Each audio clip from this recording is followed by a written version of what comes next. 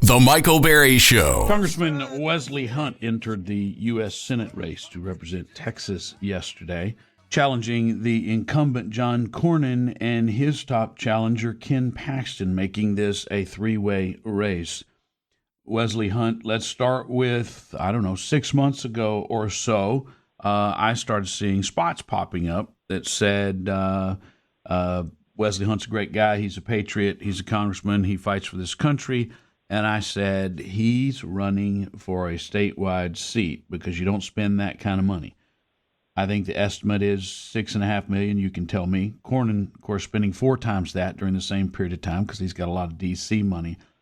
What has been the result of that spend across the state? You represent 1/38 of the state. So it's a big state. You got a lot of new hands to shake. Of course, and thank you for asking that. That's why we started this project a while back ago, because we saw that John Cornyn was in trouble. He was losing mightily in this primary to Attorney General Paxton, and we realized that the biggest issue for a United States congressman to run statewide is the fact that we don't have ubiquitous name ID. I've not been on a statewide ballot, so we started raising money and started running ads throughout the entire state of Texas to get our name ID up, and that's exactly what's made us very competitive in this race. And I have the polling to prove it. I'll also point out, you're right, John Cornyn has spent over $20 million. Over $20 million. Michael, $20 million is $19 million more than $1 million. That's a lot of scratch. And you're spending that money a month before the filing deadline in the summer. That's how you know that you're in trouble. And guess what? You're still not winning the race. This man should be in the 60s or 70s as a 24-year incumbent, but instead he is still trailing Ken Paxton after spending $20 million. We have spent $6 million, a fraction of that, over a very long period of time through a lot of hard work, grit, and determination to get our name ID to where it is to make us competitive. And imagine if we continue that work moving forward. And that's why I say this is a young man's game. You have to work for this. You have to earn it. You have to get up every single day and work your tail off. You have to have grit and tenacity. And that's how we got here in the first place. I don't want it to be given to us. I don't want D.C. to pick Texas leadership. I want the people of Texas to pick Texas leadership. Come and take it is one of my mottos. Don't mess with Texas. That's my second motto. And right now, D.C. is trying to mess with Texas by pushing John Cornyn and shoehorning him into this role. And what I have seen, the people of Texas don't want it, and this is why we are giving them another option. 2020, you ran against Lizzie Fletcher in the old 7th congressional district that George H.W. Bush once held, and then, of course, Archer and then Culberson in a close race. You lost. Many people feel the 38th congressional district was created for you. There were folks that really wanted to send you to Congress, the newest district. You won that handily.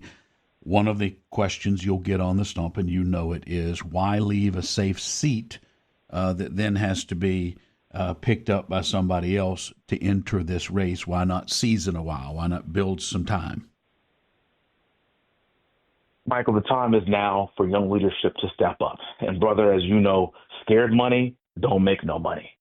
Our current vice president is 41 years old. Our secretary of state is in his early 50s. Our secretary of war is 45 years old. Keep in mind, our founding fathers were in their 20s and 30s when they changed the entire scope of this whole world by creating this great nation. The idea is not being complacent. The idea is moving when you are called by God and the people of Texas to do the right thing. By God, it's day 7 of the government shutdown. Life is about taking a risk. I tell you what, when our founding fathers founded this country, no one knows how to renew a fishing license. Took their lives in order to create and this so constitutional republic. we starve. So again, this is not about what's convenient for me. The Wi-Fi signal has dropped to 1 bar. Experts say society has minutes left. I had to tie my shoes without a federal shoelace guideline. My left one is technically in violation of Code 17B. Neighborhoods are fracturing into tribes. My HOA now requires a secret handshake and 3 Pop-Tarts just to cross the cul-de-sac. The Wilsons next door that They've says, declared "Show up, themselves a sovereign raise hell, nation. leave." That has got to be our mandate in order to save this republic. The post office is shuttered. Birthday cards are now hand-delivered by feral raccoons in old UPS uniforms. Without the FAA, planes no longer land. They just circle endlessly, waiting for someone with a whistle. Without OSHA, staplers are openly revolting. Without the EPA, no one knows how to recycle. People are just tossing soda cans in the trash like savages. Without NASA, the moon has been repossessed. And without the FDA, Lunchables now come with cigarettes. Nothing like some good old processed meat and cheese. Smoke 'em if you got 'em, right, Pops? Yeah, so Absolutely not, and I want everybody to listen to something. You talk about that legislative race. This is it, folks. The end. Without the Department of Agriculture, apples are attacking children. Without the CDC, flu season has been upgraded to Mad Max. If Congress does not act soon, Americans will be forced to pump their own gas in New Jersey. I happen to be in Dallas, Michael, and I had a very busy day yesterday. I won't be mad. You know I love you. You know I love you. This is a big state. It's hard to campaign statewide. You're the only of the three who has not had to be on the ballot. You've only been in elected office for 4 years. I think that Bill Maher, I think probably nothing did more for your platform building than the Bill Maher appearance, oddly enough. But that made its way around. It was viral. I think you came off very strong. What do you estimate the budget of what you have to raise statewide to win this race? Because it is tough to run statewide in Texas. You know, we have an idea what that number is, but my answer to your question is, Michael, whatever it takes. Whatever it takes. We have a number. We have an idea. If it takes less than that, great. If it takes more than that, we're going to accomplish the goal. We're going to accomplish the mission. I view this as a deployment. And I'm somebody that's been deployed. I've been shot at 55 combat air missions in an Apache. If I can do that, the least I could do is travel statewide and work my tail off to earn, not given, to earn the vote of my fellow Texans to represent them. In fact, this is going to be a fun ride. I cannot wait to travel my great state and to make this pitch to those people that really want to see a young freedom fighter, regardless of your race, religion, color, or creed, a combat veteran, an America First patriot, a conservative, somebody that actually believes in the values that Texas has been founded on and what we must continue for the future. Again, this is the state of James Bowie and Davy Crockett and Sam Houston. We need dudes like that. And so whatever it takes for us to get this job done, we're going to do it. Congressman Wesley Hunt is our guest. Can you hold with me for one more segment? I most certainly can, brother. I'm going to ask you, look, when you run in a race like this, you run against names that are very well established, connections that are, in many cases, longstanding. For you to win, you have to pry loose voters. I'm just going to give you an opportunity to talk about how you do that. Because it's always a race against someone when you're a challenger like that. Congressman Wesley Hunt coming up. This is the Michael Berry Show. Wesley Hunt is our guest. Congressman, let's talk about areas where you and John Cornyn, the current incumbent, are different. Because at the end of the day, nothing else matters. What would it look like? How would it be different if you were the United States Senator from Texas instead of John Cornyn? Well, the first piece of legislation that I would pass is to repeal the gun legislation that he wrote with Colin Allred, as I said earlier, that he was praised for by Joe Biden in the Rose Garden a couple of years ago. Again, that Second Amendment, our First and Second Amendment rights, specifically our Second Amendment rights, shall not be infringed. And as your senator, I will repeal that immediately. I'll also tell you this. Like I said, I was the first person in the country to endorse President Trump during this last run. And John Cornyn sat on the sideline and actually at a rally watched me speak before the president while he sat in the front row in Nevada because I was very supportive of him from day one. We have not seen that from John Cornyn. I will also say this. My Liberty score will not be 54%. And you could talk about voting with President Trump 99% of the time all you want. It's not about when President Trump is around, because I know you're scared of him and you're going to do whatever he tells you to do because you need a support at this point. I am talking about what are you going to do when President Trump is no longer the president in 2 years? Are you going to kowtow to the left and to the swamp, or are you going to continue to represent Texas as Senator Cruz has done for the past decade or so? So, again, there's going to be very stark differences in the way that we approach this. And, again, I told you this before, brother, the United States Senate is not a retirement community. By the time I get to his age, I am going to be taking care of my grandchildren, and I'm going to leave this behind for somebody else. That's what Texans want. That's what I hear on the trail. That is the reason why I got in this race.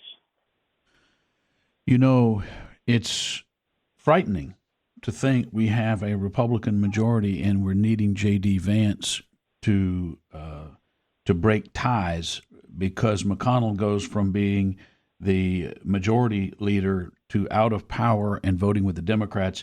You've got Murkowski and Collins, who are now reliably Democrat, meaning that the president's having a very difficult time passing his agenda, for which he has a big, big mandate. And I think most Americans find that very frustrating. And it would be even more frustrating because if it was not an election year, John Cornyn would be voting right with him. And this is what President Trump has truth about this guy for years. He has not been with the America First agenda ever. The only reason why it's not Tillis and Murkowski and McConnell and Connell and Cornyn, because he's been with them for the past few decades, is because he's realized he has a problem in this primary, and then now he has to kowtow and cosplay as if he is a MAGA warrior. But we all know better, and thank God for the social media era, and thank God for people like you.